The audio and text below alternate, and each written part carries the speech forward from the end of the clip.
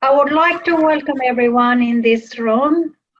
Before I begin, I would like to acknowledge the traditional owners of the land, wherever everyone is located at the moment, and pay my respect to the elders past, present, and emerging.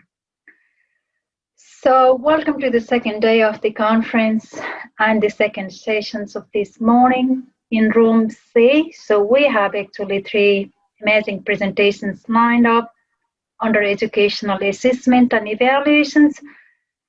I have no idea what all of this is about, but we will hear from our presenters. So the first presenter we haven't seen in the room is Ed. So we're starting with the second presentations, which is about maintaining academic integrity in online exams undertaken by international students. So the way I'm going to run these sessions is I'll give presenters to present their materials for first 20 to 22 minutes, and I'll open the room for questions from participants or audience for 5 to 7 minutes. So just make your notes. If any questions you have, just wait until our presenters finish their presentations, and there will be opportunities for asking questions directly to our presenters. So now I would like to hand over to Richard and Paul to start their presentation. Okay, thank you. So I thought I'd start just quickly by introducing who we are. So we work for a company called Study Group Australia, and they're a UK-based company that provides pathways to unis around the world. So we do in ANZ, we have pathways into University of Auckland and ANU, UWA, University of Sydney through Taylor's College, which is where Paul's from, and Flinders Uni in Adelaide, which is where I'm from. And we deliver ELICOS, foundation, pre-masters, we have diploma programs, and in Sydney where Paul is, there's also a high school program as well. So like everyone else, when the COVID-19 crisis hit, we were forced online in a very short amount of time and grappled with that question of how do we manage academic integrity in a high-stakes course which is delivered online. So Paul, do you want to move on to that next slide there? Yeah, okay, thanks. And so it was interesting, I was just reflecting this morning that at the start of the crisis, I was in a meeting and there were some fairly high-level managers from Study Group there, and they were talking about, this is back in April, saying that it would be impossible to ever deliver our courses online because the learning outcomes weren't set up for online learning. Assessment would be impossible. How would we maintain academic integrity? And so we're just going to talk a little bit about our journey through that and about how we managed to succeed with that. So I'll start first by just briefly talking about the learning outcomes. So we realized early on that if we were going to move our course online and assess online, it would be very difficult to assess all of the learning outcomes as they were. So we set up some working groups to look into this, and as a result of the working groups, we had the teaching staff fill in some forms, and they put all the learning outcomes on there, and they would indicate the pre-COVID method of assessment, and then they would note down any issues they thought there were going to be with assessing these learning outcomes in an online environment. And then they met with the various academic directors to discuss how they were going to do this online. The subjects that caused the biggest problems with learning outcomes were chemistry, physics, biology type subjects, where there was a lot of lab work, and we really struggled with the concept of how we were going to deliver some of those learning outcomes, especially around lab safety or lab procedures. But we used a program called Labster, or a website called Labster, which allowed us to create virtual labs. And we were able to deliver on all of those learning outcomes.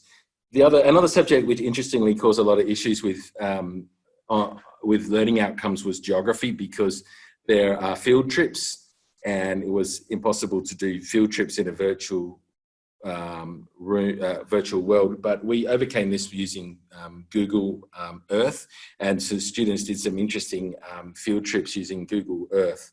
But once we'd sorted out the problems of the learning outcomes, we moved on to academic integrity, and so we realized very early on that if we were delivering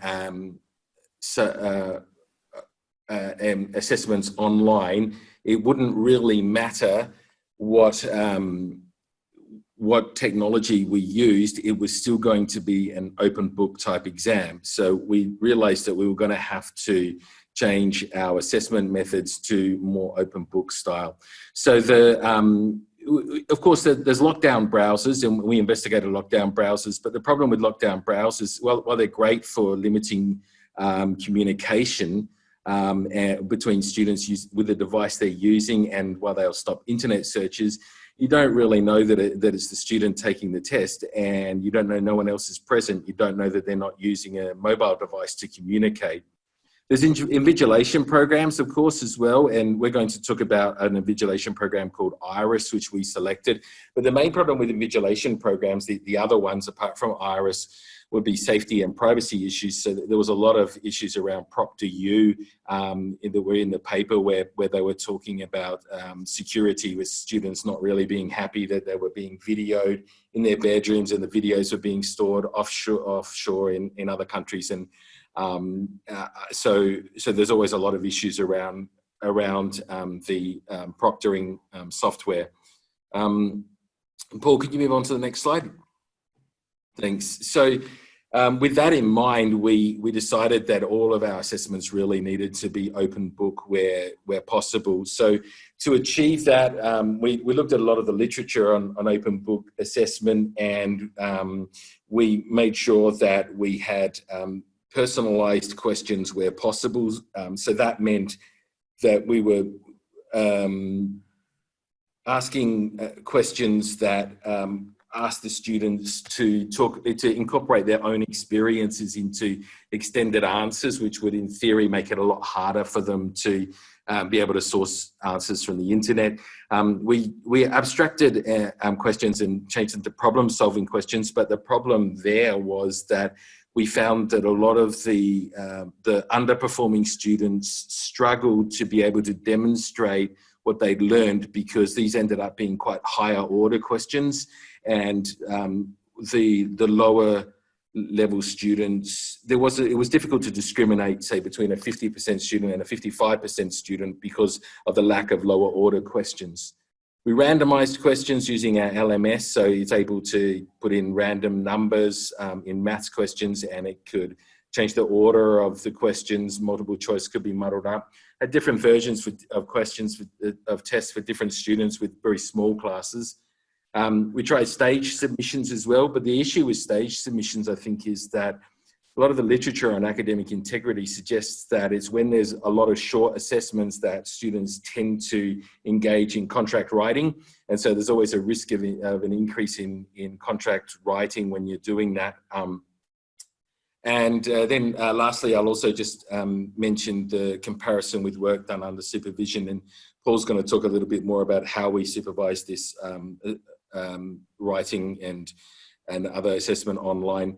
But one of the things with international students, which is what we're working with, is that you can always make a judgment call on the English proficiency level. So you can take student work done under supervision and put it into, there's a program called Text Inspector. If you paste it in there and then compare it with work that they've done out of class, and if you see a huge discrepancy, you can pretty quickly say that this is not their work. So a student could, for example, produce work in class at IELTS 6, but out of class they're producing work which is IELTS 8, and that's pretty clear evidence that it's not their work, because nobody can achieve that in a couple of weeks. So moving on from the online assessment, Paul is going to talk to you about the selection and rollout of the IRIS invigilation software, and also the use of Zoom as well, and the problems that we faced with it and some of the lessons that we learned. So I'll hand over to you, Paul. Thanks, Richard. Yeah, so I want to skip through the content of our slides because I've got a couple of demos that I'm hoping to show on our website. So Richard said some of this, but the invigilation software, it needs to be able to record the student's computer so you can see my computer screen, and also the head and shoulders, and also any sounds in the room. So if my cousin is over there dictating to me the answers or something. But what it doesn't do, and this is the problem, is I've got my mobile phone here and I'm texting a message below the screen and you can't tell I'm doing that. So nothing is perfect, but then you get cheating in face-to-face exams as well. So it's just part of the environment. We started with Zoom invigilation because it took us a while to research the market and determine which products were available. And Proctor-U, as Richard said, was one we looked at. But our first set of exams, we had to go in with Zoom, and all we could do is see the tiles of the students. We had no idea what they were doing on the screen. We had no idea if they had WeChat and other products open, if they were chatting to their friends, what's the answer to question 3. But it was so new. We went from nothing to Zoom exams within 2 weeks. And so the teachers were in shock, the students were in shock, and I think we were very lucky that we didn't get much cheating. And I'm reasonably confident that we didn't get much cheating because people weren't ready. We have the advantage that we teach in classes of 20 to 25 students. So each teacher invigilated their own class, pretty much how I'm looking at you now. But we did make it compulsory that everyone turned on their videos and that we could see the videos. And basically no video, no grade. And that's still the case with our iris invigilation. And as Richard said, some programs are invasive or they're expensive or both. Nothing is cheap. Iris is pretty good. We pay for every 10 minutes, but we pay a lot of money because we have a lot of students. What was good about iris for us is it fit in with our learning management system, which is Moodle. So I could create a quiz in Moodle, click on the quiz, and it would launch iris, and then the iris would take the students into the quiz using a password. And that was really good because we had a lot of experience using Moodle. Many of our staff are already capable of creating questions in quizzes and so on. Their skills went from like here to here in like 3 months, which was amazing. I think my teachers' IT skills in the first 6 months of this year improved more than the previous 7 years.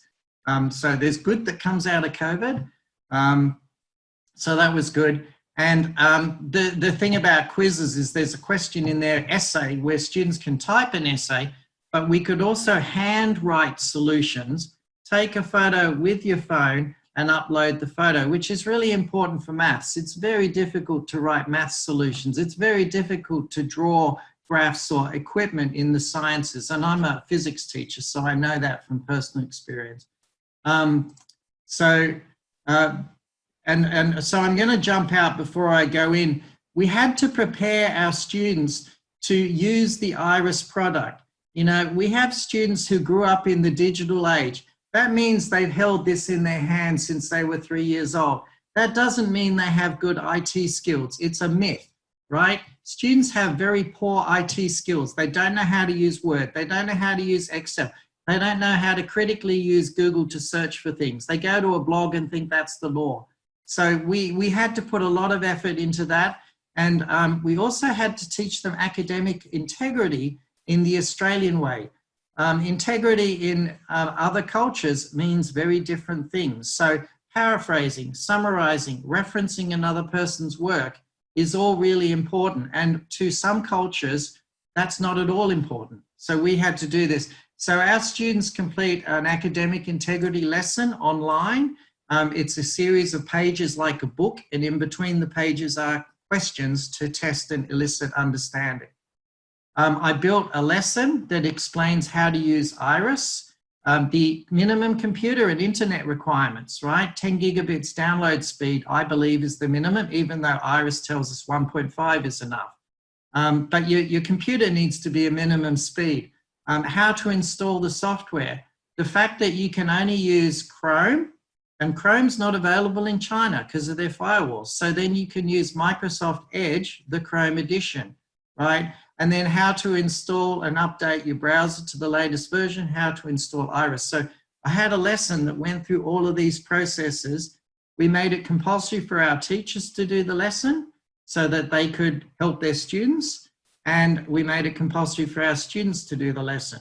However, as you know, with horses and water, you put the water in front of them, they don't drink, and so we had lots of problems with students showing up in the real exams going, teacher, what's the password? I don't know the password. I can't do the exam. Can you give me an extension? And it's like, no, you were told, da, da, da, da, da. So, but we gave them 3 practice exams. So I wrote a practice exam here, and then we also made the students do a practice exam in English and mathematics. The reason we chose those subjects is pretty much all students do maths and all students do English. So they had 3 practice exams using Iris before they walked into their exam block and hit real exams that were worth grades. The other thing is we put extensive information on the exam tile, which I hope to show you. And we had to have a Zoom room as a help desk that was open before the exam started, through the exam, and after the exam for problem solving. And every exam had a number of students in the Zoom room asking for assistance. How to make exams cheat-proof, sorry. Richard said multiple choice questions and randomly doing the distractors, doing away with content questions. The problem with doing away with content questions is you end up getting rid of the really easy questions, and you need really easy questions for the poor students so that they get a grade of 30% and not 0. So that's a real challenge. And then using banks of like 20 questions on topic 1, topic 2, topic 3, and then randomly choosing 4 questions from each of those topics. So different students will get different questions, and including essay questions. So we're giving the students maybe 3 different essay questions in an exam, but it's all question 15 in the exam paper. So, and we've caught some students for misconduct that way because they've messaged a friend during the exam, they've got question A, their friend has told them the answer to B, and they put the B answer in question A. So it was really good to catch the students this way. So I just want to demonstrate now some of the pitfalls of the exam. So this is our student support services site, and I have an Iris tile here. And we have a 10-minute video that our students watch, which shows them what to do. This is my lesson, which I don't have time, but this is the sample exam. I click on this exam, I ignore, this is the Iris window, but I ignore Iris, and I go to here, and I go preview quiz, and I go, teacher, I don't have a password. And this is the biggest problem that our students have, and sadly, some of my teachers. So it's like, no, you can't do that. What you need to do first is you need to fill in this Iris window. Now I'm running dual screen, so I can't do this for you now, but there's 3 steps. I'm just going to stop her, where you enable the microphone and the computer, you put in your student number and your student name, you allow the computer to record your computer screen, and then you go start invigilation. Then when you go start invigilation, this minimizes, and then it puts a password in here that the student can't see, and then the exam starts, right? But there are lots and lots of students who don't get this, or they don't use the right browser. You have to have the latest browser, you have to have Iris installed. So we have in the Zoom room, IT support, the head of department, and a language translator. So we got all of this support, and that's really important. The other thing I want to show is what we actually do to support our students. So this is my subject, physics. So we have information to help the students prepare for the exam, go through the practice exam. We have our exam rules, which would be common to all institutions. We have specific rules to a subject. We're starting to realize we need visual images. You cannot use earphones. Iris says that.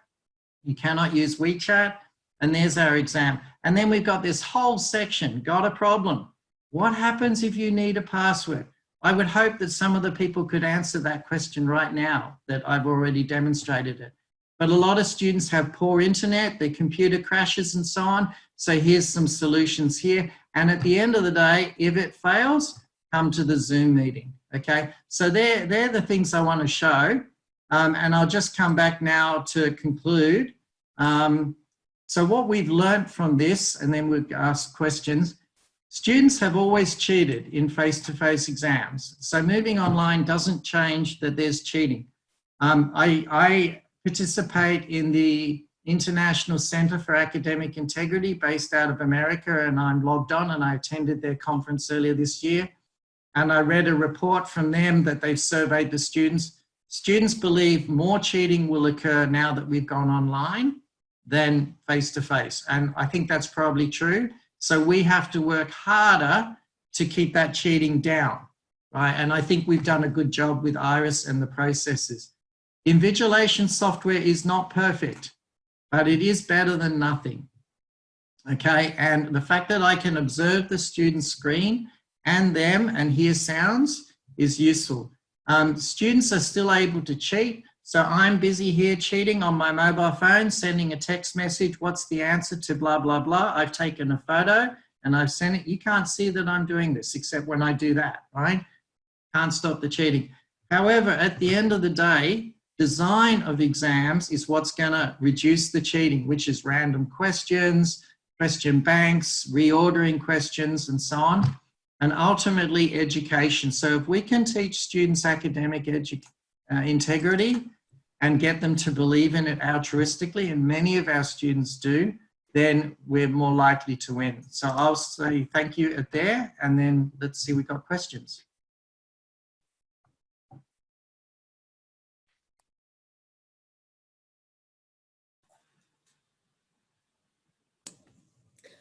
Guys, thanks. That was a very good presentation, especially whittling it down into such a short time.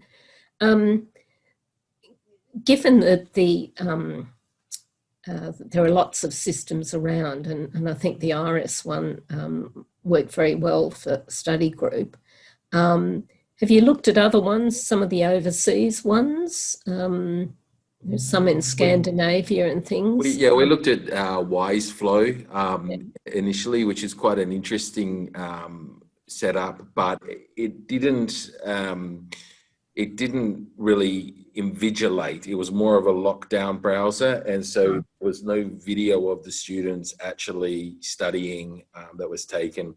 I should also add that with IRIS, the recordings are kept in Australia, and the invigilation is asynchronous, so it doesn't happen at the same time as the students are doing the exam. You watch the videos afterwards, and the software itself will show you the places where it suspects that the student cheated, if they stood up or if they looked away. When we first tried it out, we were actually trying to make it identify us as cheating. So Paul and I were trying out the software, and we were, standing up and talking and trying to get it to actually show that we were cheating, which was quite good. It's still not foolproof though. You still need to skim through the whole video. I think there are some other questions now, so.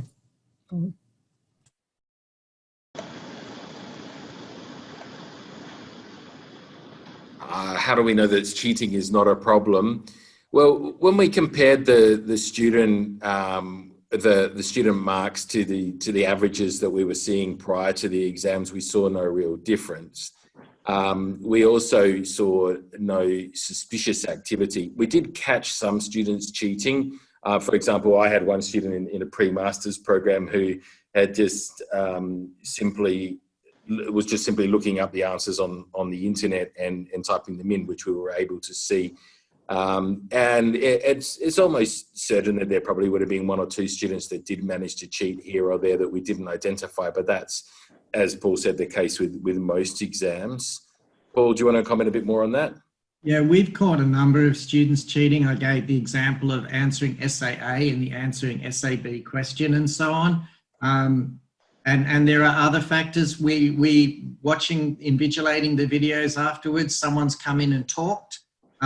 Our students are overseas living in their homes, quite often with their parents. So sometimes we make the accusation and then the student says, Mum came in and said blah, blah, blah. And we have translators in our company.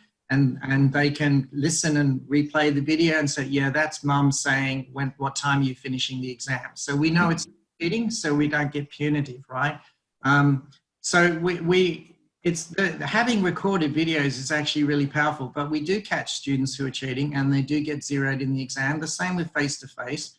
And we don't catch some students who are successful at cheating, and the same with face-to-face. I'm sure that there are face-to-face students in previous years that have got away with it, getting exam after exam.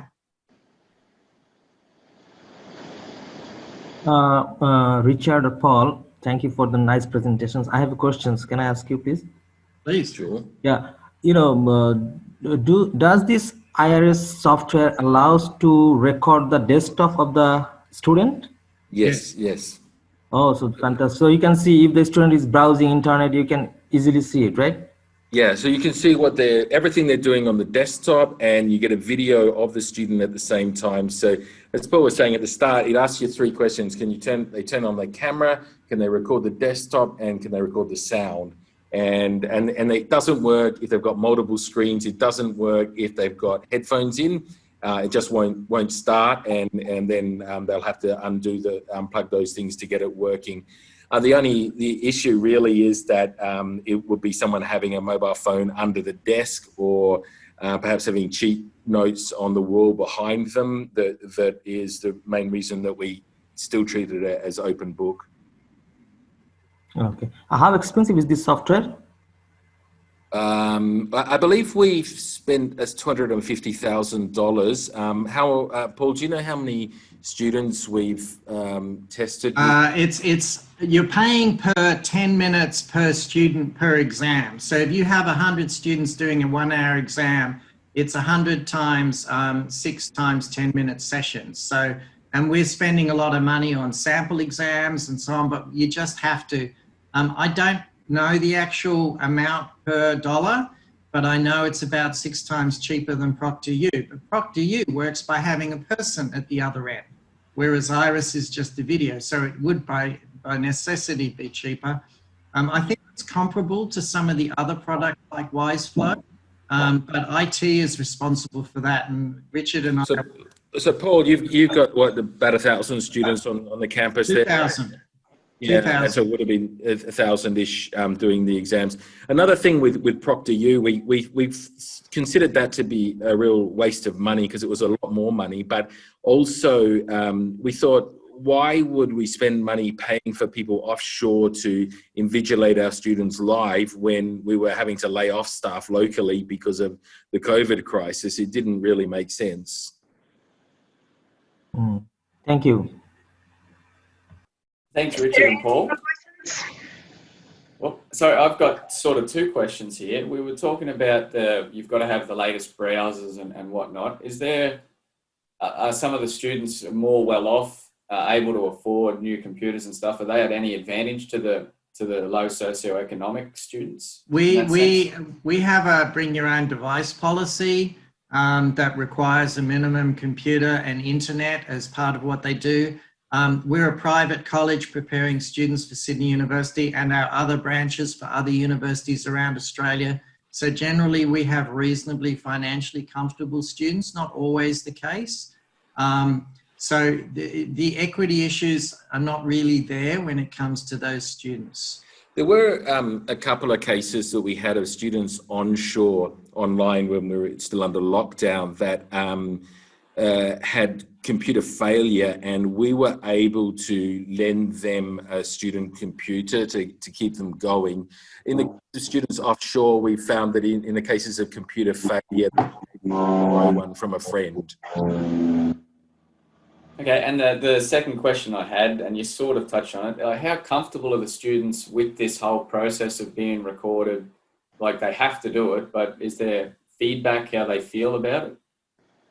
There is a bit of passive resistance. Some of the students do this with their computer, or they do this with the computer to try and avoid it and so on. But and this is the answer to the University of Sydney or ANU or anything. You don't have to do the exams using ProctorU. You don't have to do the exams using Iris. Just defer until COVID's over. Yeah, okay. Right, and that's my answer. At the end of the day, if cheating wasn't prevalent, we wouldn't need to do this. Yeah. And we've all seen the Our evolution students of are cheating. happy. But Our can I students ask- are comfortable. Yeah, sorry, Elizabeth had one more question, I think. Yeah, sorry. Just because I understand that given its success and many of the staff, you know, found it useful as well, you know, that some of the future exams will be done this way. I just wondered if you would comment on whether that was likely or not. So certainly we would like to continue using IRIS for some types of exams into the future. I can see it being very useful. I could see it being used within an exam room situation where students came in with their own laptops into an exam room and used it. That would be great, because you'd also have invigilators keeping an eye on it, but everything on the screen could be recorded. One of the comments from our teachers about why they loved it so much was that they found marking exams that were created through Moodle much quicker and much more efficient than marking paper-based exams. Okay, thanks, Richard and Paul. I do have a question before we moved on to another presentations. If you don't mind to comment on it, my questions is more from assessment and examinations point of view. Do you think that, you know, putting students in a controlled environment is the best way of assessing their learning outcomes in any units or in any topics? Or, what's the future of that would look like? I think that the best way of assessing student would be a weve voice type assessment in a one-on-one situation. But if you've got 1,000 students or 2,000 students, that's extremely expensive. So some of the joy of online is bringing in online technology. So when we did face-to-face exams, we had students do practicals, experiments, and draw graphs on paper. Now that we're online, we can say, open Excel, put the data in Excel, draw graphs, which are 21st century skills. You know, I can see subjects like media and so on. The essay question says, go to Google or go to a database and find a research topic on the environment, download it and write an essay based on that thing you've downloaded. You've suddenly got 200 completely independent essay answers because of using technology. So I think there's a lot of advantages. It's not perfect, but you do need to benchmark people in some way. And especially in an online world, I think what we're doing now is really good. And it's working well for our practical subjects like computing, Excel and Access databases, game design, the sciences, maths, essay subjects like the social sciences and English. It's working. And many of my heads of department are saying, we will continue online exams even when we return face-to-face. Just further comment on that, Sabi. I think, like you say, the controlled environment's probably not ideal, but we're talking about very high stakes assessments here, and there's a very high probability of students cheating if they can. And so for that reason, it really makes it difficult to create an environment where we know there's no breaches of academic integrity in an uncontrolled environment.